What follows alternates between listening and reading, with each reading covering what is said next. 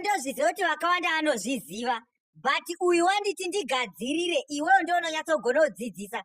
Saka rega ndikuudze kuti kana uchida kugadzire peji unoita sei, step by step. Ya, zvounoita iwewe. Unoinde pamusoro apa pakona pamusoro pane 1 2 3 maline apa wobva wapabaya so.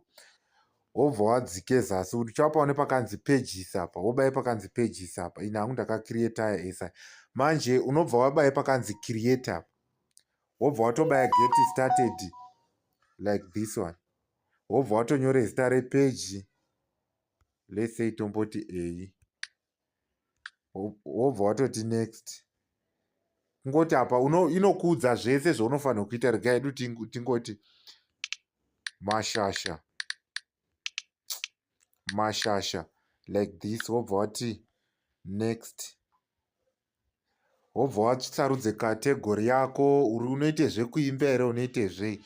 Ini hangu ndinoimba, rega ndingozviti music what ndobva ndati next.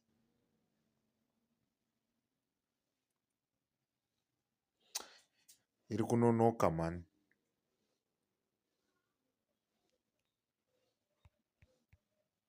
What's going on here?